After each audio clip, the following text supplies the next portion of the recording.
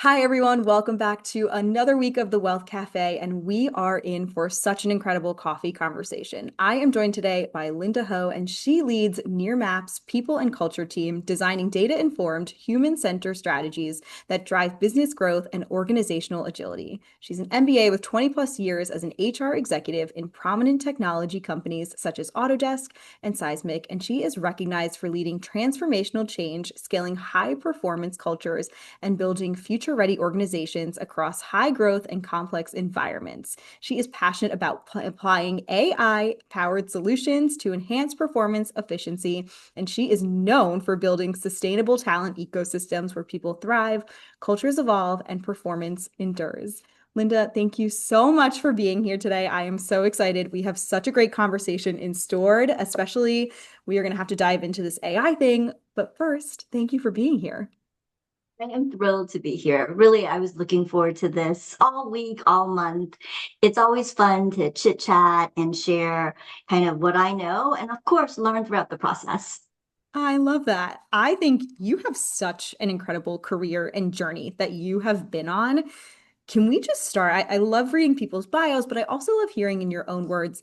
Can you just give us the snapshot of what your career has been like? Especially the past 20 years have been pretty transformational. And so you've been at some incredible companies. What have the last 20 years looked like of your career? I'm a career HR person, and frankly, I fell into HR. My first role was recruitment, and I saw the power of HR really transforming the work. So imagine hiring the wrong person, wrong transformation, right? But if you hire the right person, the right fit for the company, the right fit for their career goals, it really creates this dynamic that's unbeatable. I was also really lucky to be part of the first dot-com boom. And I saw how companies can rise and grow and also crash and burn. So it was really good learning. And I've taken all of those learnings and integrated into the various positions I've had, always supporting the business, always with the lens of people in mind. And I think that's what brought me success, looking at business challenges through the lens of people. That is amazing. And so the dot-com boom, for those who remember that time, was a pretty transformational time in the workplace. I mean, we went from computers being this kind of, what is this thing? What do we do with it? People were fearful of it. Can you talk about, and I'm definitely planning this question for a reason, can you talk about a little bit what it was like to have that integration into the workforce? Yeah, absolutely. I mean, I can even back up a little bit.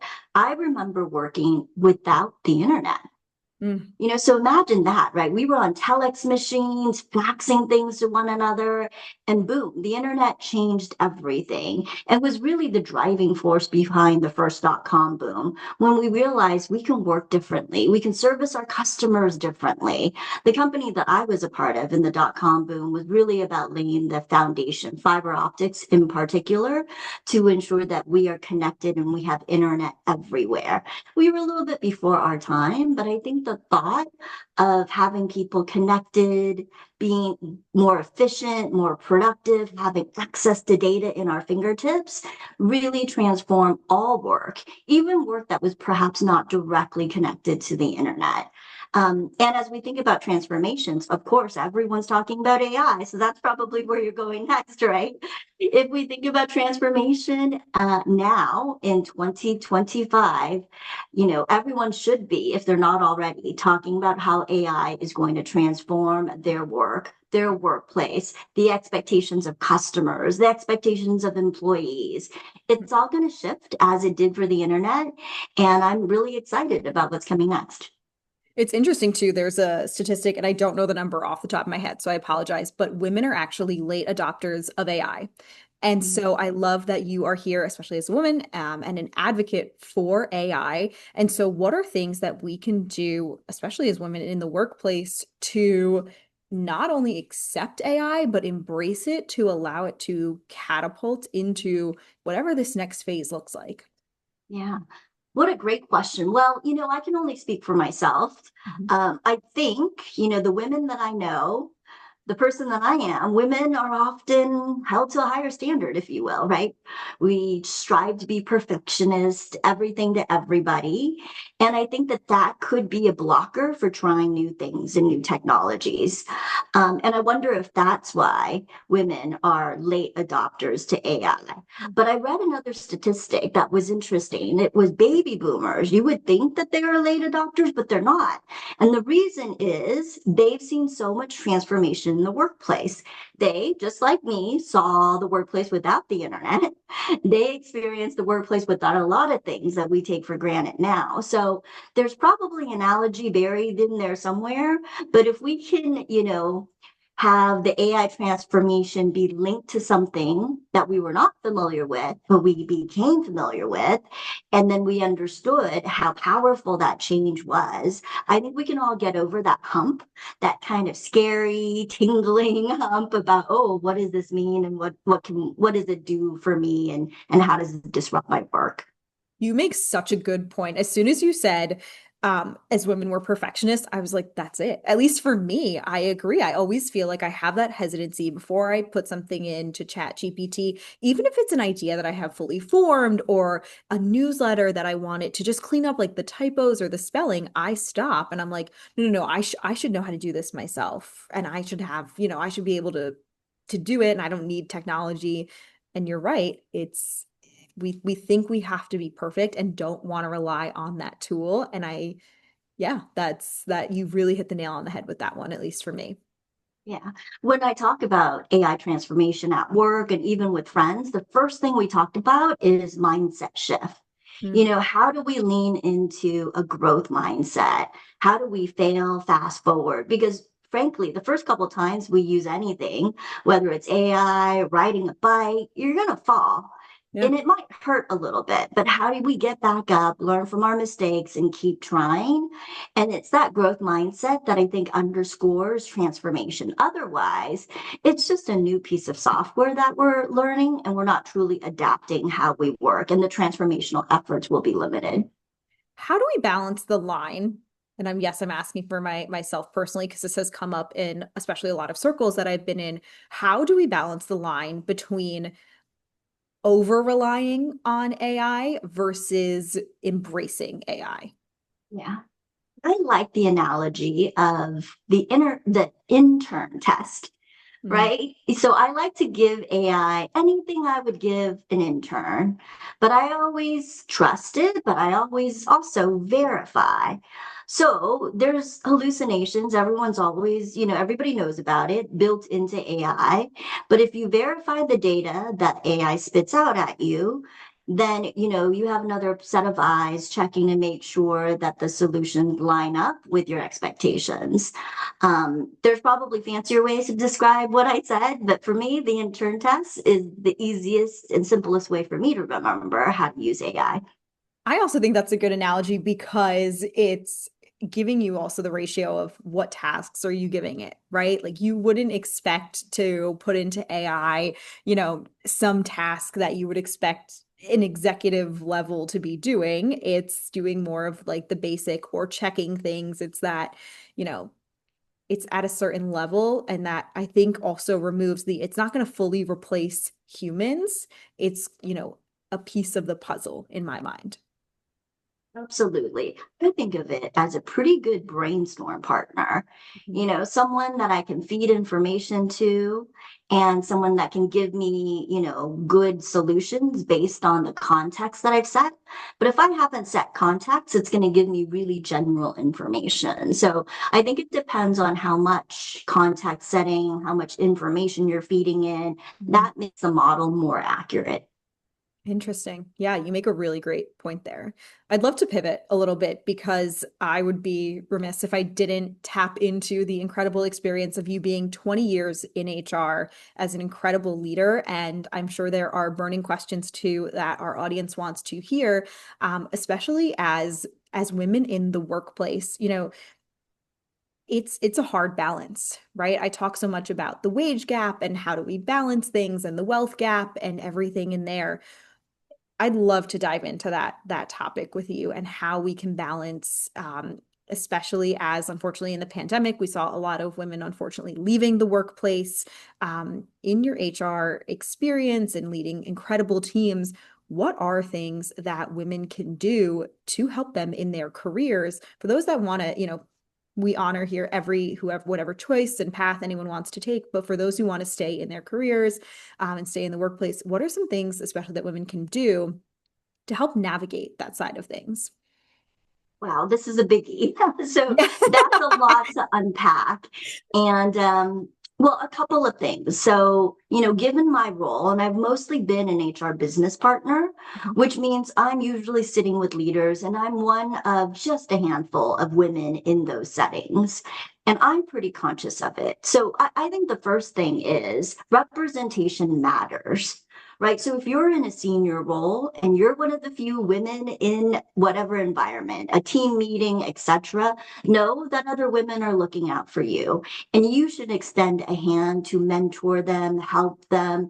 It could be as simple as building on their comments in a meeting to make those voices stand out stronger and louder in that setting. So I think that's first and foremost. Representation matters. There's a responsibility for women at, in those senior roles to extend that olive branch and push other women forward. I think the second is similar to what we talked about before. Women need to feel very comfortable failing fast forward.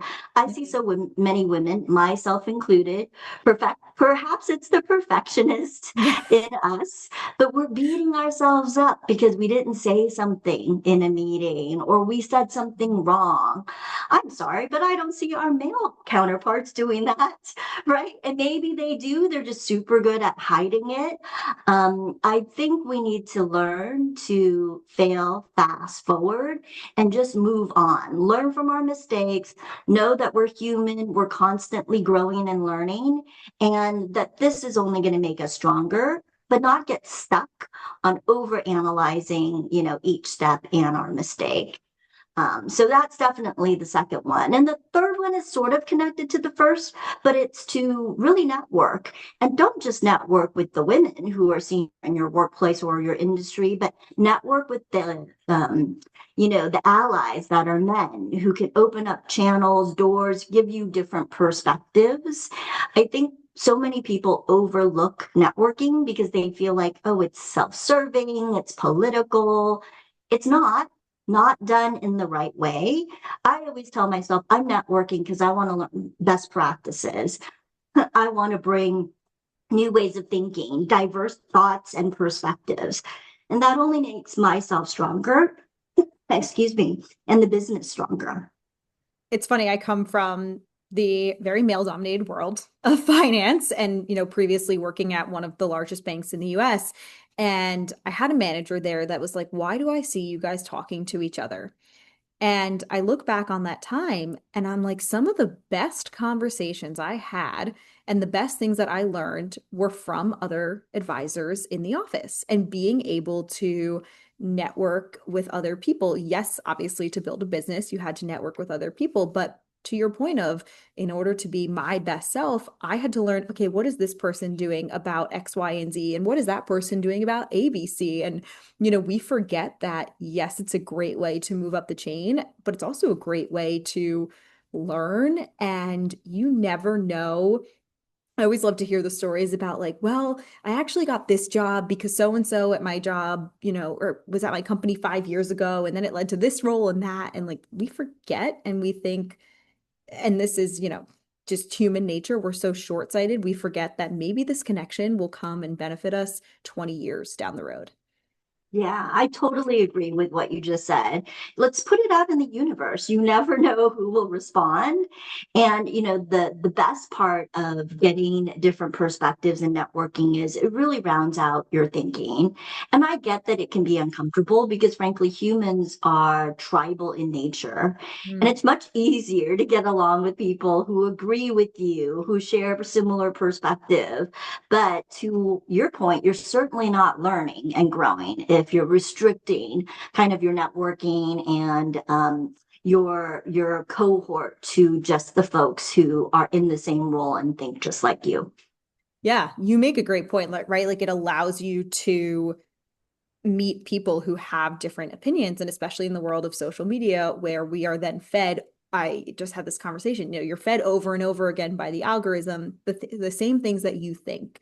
So then to have that change of perspective and idea, like it's great to have that difference being fed to you as well from these different Yeah. network connections. I really do worry about the echo chamber. I have a son, he's 8 years old, and I worry that as we progress as a society, we're going to be more and more divided because of the echo chamber that we either create ourselves or, the algorithms, to your point, are pushing towards us. We've got to really dig into critical thinking and listen truly to different perspectives. Or, gosh, I'm worried about what the world will be like as he enters the workplace. I agree. I wonder too, and everyone hates that this is my opinion, but I love in-person work. I think hybrid is great, right? Because it gives you the flexibility to be at home, but I do think being in person with people allows you to have a different sense of connection because you learn things from people in person that you might not learn over Zoom, right? You get to pick up on different nuances. And anytime I've had interns, I've always said to them, like, there are things I just can't teach you over Zoom, like different manners, how we sit at the table with clients, how we open the door, like all these little nuances. And so I worry how then these next generations will start to pick up on a lot of these different social cues and educational pieces that aren't necessarily taught in a classroom, but happen from just being out in the world when so many of us, regardless of generation, we're all hitting behind screens now, which is interesting to see how that will continue to evolve. Yeah, I get that. And I also get why that could be a controversial perspective. And Mhm. I think the thing is, we haven't learned how to truly build relationships and communicate via a screen. Yeah, I I think we've agree. done it, right? But we haven't truly mastered it. We've mastered interacting in person, like the nuances, the glances, etc. That just comes second nature to us. But doing it over, a digital format, I think we're still figuring it out. Once we figure it out, I think it's a huge unlock. But we're in that space where we haven't completely figured it out. I myself am so overwhelmed. People are slacking me, emailing me. Mhm. I've got Zoom meetings, team meetings. Some people are calling me on my cell phone and texting me. It's almost too much. Mhm. And while I don't want to restrict it, I think that there's a way that we can do all of it. I think that is actually such a great point, right? It's that we haven't mastered how to build this connection, right? Like, how do we get this transformational change? And maybe it's a piece of technology that hasn't been developed yet. This is why I work with money, and this is above my knowledge base, and I can't wait to see who's the next like Steve Jobs that figures out how to bridge this gap. And maybe that's the next level of transformational change that needs to happen in the workforce, post AI, that really bridges the gap and allows people to then have the in-person or excuse me, the at-home work setup and changes and bridges that gap. Be. I mean, this is a bit of a far stretch, but I feel like sometimes transformations, AI transformations, a new tech stack you're putting in your company, they fail because they don't put humans at the center. I think humans are always going to use whatever new technology comes out. But if you let the technology kind of lead the way, which I think we have, right? In the case of Zoom, what's the new Zoom feature that we're going to use to collaborate? Well, let's step back. What do we need as human collaborators?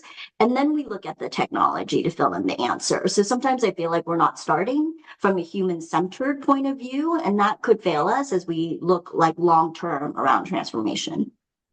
You make a great point in that. And then this is a very big question. How do we, in such a tech heavy world where you have AI, where you have cell phones always competing for our attention, email, Slack, how do we, in your opinion, either from the HR lens, all your experience lens, how do we get back to that human centered approach of, I'm going to break it down into two parts, if that's okay. How do we get back to a human centered approach in the workplace and also in our personal lives? So, perhaps it's easier to start with personal. I Okay. feel like what works for my family doesn't work necessarily always work for other families. that's okay, right? Because we're centered on what it means for our family. So Mhm. in our family, we, don't have phones at the table because we want to use that as connection time. If we're not eating together, then electronics are free for all. That's just a simple example. But I think what grounds it is there are some parameters. Is that a good word? I don't know. Or maybe rules. I don't love the word rules, but maybe that's an appropriate word. But it's rules to govern how you operate within your family based on what's important to you, your values, what you're trying to do as one unit. Now, if you extend that to the company, I think so many companies may not start with who we are as a company, our purpose as a company, how we like value our employees, what we want to stand for. And I think once that's defined, then you can zoom out a little bit, right? If we value in-person connections, then that could mean very different things. Maybe when we do strategy, we do it in person. We spend money to fly people out. And, all of those other ways of interacting is not about the strategy. It's about executing against it. So I think starting from a company perspective and starting with what's important in terms of values to that company can then shape how you interact. And then being prescriptive, right? After you make those decisions, only use Slack for this, use email for that, use meetings for this. And then if everybody understands the why and can follow it, it just cuts away all the noise and confusion. I love that. Always getting back to the why. Whether I'm doing a workshop or, talking with clients, I'm always focusing on the why because I think it's the easiest thing for us to skip. And I mean, Simon Sinek wrote a whole book about it, right? Is start with why. But we live in a world that it's like, all right, how fast can we get the information? But we're so quick to jump to the who, how, where, when, what. But unless we have the why, it doesn't have the same impact. And I think what you said is so impactful because you explained the why of we need the why to have the human-centric approach in order to actually get done what we're going to get done. And I'm curious too, have you seen then, especially with the different organizations you've been at, when you have this approach, has it helped in terms of, you know, employee loyalty, retention, and things of that nature, and also efficiency? I think so. I mean, the simplest model is when companies say we're either all in the workplace or we're all remote because there's no differences. You're not explaining why one role needs to operate differently from another and has different like rules and ways of working. So I think in the simplest form, when you have a very unified way of how you operate, it makes the workplace a little bit cleaner. But that doesn't mean that you can't have a hybrid work environment or different ways of working within the organization. You just have to be that much more clear and transparent. And to what you said, a lot of people skip it. They skip the why. How often, when you're onboarded in a new role, people don't tell you why things are done a certain way. They just tell you this is what you do. Yeah. Sometimes they don't even tell you this is what you do. They just say this is what I do, but who knows what other people do, right? So I think that transparency is important. I love what Kim Scott says, clarity is kindness, and often we're not as clear as we can be. That is, it rings so true. And things, when people try to complicate things, that's when it gets messy. And Yes, that's, designed for, the majority. Like, don't worry too much about the side, like nuances. I think so many things are focused on the exception, and then you start to lose people in that thread.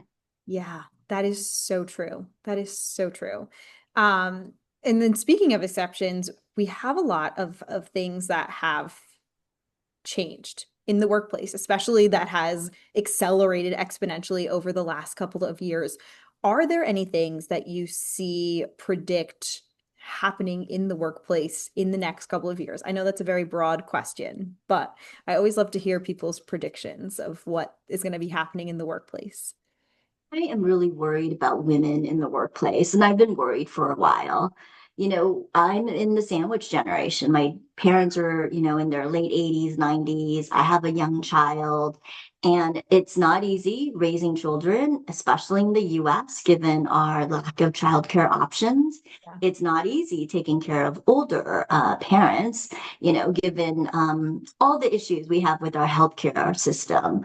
So I feel like, unfortunately, so much of it falls on the burden of women, and having to balance that as our population continues to get older is really challenging. And you're already seeing women exiting the workplace because of some of these reasons. And I worry that it will be more pronounced. That combined with the fact that I do think, based on what people have shared, that entry level administrative, or however you want to call it, roles are being squeezed a little bit with the introduction of AI. Then it makes it harder for women to re-enter those roles, right? Because oftentimes when you take a break, sometimes you have to take a step back. Sometimes you have to start in a more junior level. And gosh, I'm worried about the day where some of those entry level, junior level roles will just simply go away. And that will make the re-entry even harder. So hopefully I didn't paint a doomsday scenario. But those are the things that I'm focused on. It's also one of those things that unless we talk about it, we can't face it. And it's interesting too. I spend a lot of time on this topic from the financial aspect of it because as women, it impacts us significantly because we end up living longer. And when we have to take a step out of the workplace, we are the ones that are financially impacted by it, right? So then we end up taking a step away from the workplace. So then we have less, savings that we're contributing to the household that we're building up. And then we're living longer. So then we have less money to live off of for a longer period of time. Great. That's exactly the math everyone wants to hear. And so it's something that we really need to face and start taking a look at. And, it's helped having stay-at-home dads and, all of the caretaking responsibility not just falling to women, but that's not in every household. And so it's something that we need to continue to address. And also with childcare and healthcare in the US, and especially too with the cost of nursing homes, assisted living, if that's the option people want to go down, it's significant. Yeah. So what's the solution? I don't know. But I feel like there has to be, right? Because Yeah. to your point, we're all living longer. I'd love to get to a day where we don't have to work to sustain ourselves, but I don't think that's, in the equation, at least not in the near future. So how do we make it work? How do we balance what we should do, need to do, in a way that feels fair and equitable?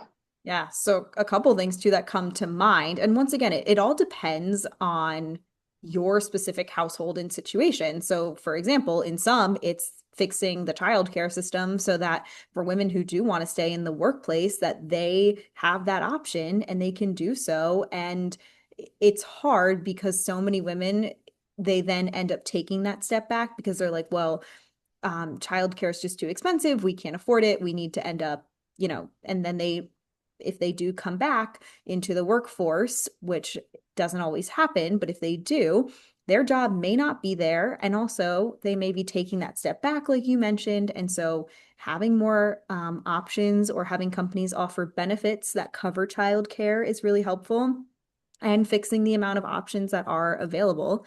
And also, too, is talking about the preparedness as well for retirees. The amount of retirees that are not financially prepared for it is scary. It's just absolutely scary. And so many times what ends up happening is then that financial burden falls onto the generation that is now sandwiched and is still working because, well, they're the ones still making money, so they can afford to take in their parents, they can pay for their health care, take on those bills, but that ends up hurting their own retirement. And so then the cycle keeps going. So how do we then fix things as well in that sense? And part of it too is also helping to fix the healthcare system. So then that way it's not depleting someone's financial resources. Yeah, That was a all long-winded good answer. points. I mean, I'm still surprised that, and this is not a knock on calculus, but Yeah. we require all students to learn calculus in high school. I certainly did. Yep. But we don't teach people about financial awareness and knowledge. So, there were tons of people surprised when the whole banking and mortgage industry collapsed. But if you truly understood how finance worked, you wouldn't be surprised because it's just not sustainable. And I feel like we're doing ourselves a disservice, our children, really the whole country, by not having frank discussions about how financing works. And I think the second thing is, you mentioned childcare. I think one thing that I'm pretty happy that my current company does is we offer leave benefits that Mm. are the same whether you are a birthing parent or not. And, it doesn't matter who gave birth to the baby, they still need to take care of it, kind Right, of in somebody the has to raise same the child. scope, right? They need to raise the child. But it's amazing that our benefits or the way we look at leave laws and rules, and it could be different by state, etc. But it's very much focused on who gave birth to the child, Mhm. which is, I think, a little backwards in the support that people need to adequately take care of their children. So, if I was running for president, that's what I would, push for, right? Similar benefits, regardless of, birthing parent or sex of the partners. Yeah, and it's something too that I've actually seen a lot of clients who are like, we can't actually afford to have more kids because of the cost of college, the cost of childcare and everything else. Like who can take on this kind of financial because it'll either derail their retirement so much or their quality of living. They're like, holy cow, like we have 1 to 3 great kids. Like we're gonna stick with this and we are good because like we start projecting like the cost for college and things, and they're like, they also are like, we want to fully pay for our kids to go to college, and we know that we can't pay for multiple kids to go to school. So therefore, they're deciding, hey, we actually just are not going to have more kids because we can't afford to. And that's where they're sitting, or they can't afford to at the lack of what they would have to give up. And so they're making those financial decisions from that aspect. Yeah, I read an article that parents should plan, or some parents are planning, maybe not everyone, to financially take care of their children until they're 30 years old. It's like, I'm not shocked. wow, Yeah. Yeah. that's a long It's time. it is amazing too how many parents are planning for like helping adult children with down payments for homes, weddings, cars, Yeah. all of these things, especially as you see the millennial generation that really got wrecked between 2008.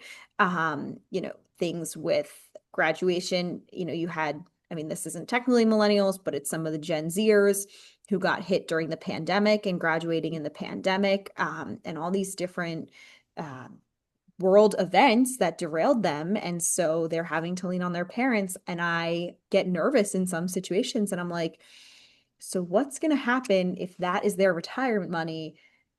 Will they have to pay it back essentially in retirement? Is what I wonder. Yeah. So scary. Heavy topics. I We're know. covering I them know. I'm like, I all. hope we can come back in 10 years and record an episode of this podcast and be like, haha, remember when we thought we were worried about this? I know. Oh my goodness. Well, this has been such an amazing conversation. I feel like we got to dive into so many amazing topics here, and I appreciate your time. I like to end every coffee conversation with a question, and that is, what is one thing you do every day that makes you feel wealthy? That's a great one. Um, Gosh, I don't know. I guess it's eating something that I like. I feel like you're truly wealthy if you can consume food that's good for you and that you like. Mm, And I do think, unfortunately, it's privilege yeah. in many parts of the world and even in the US.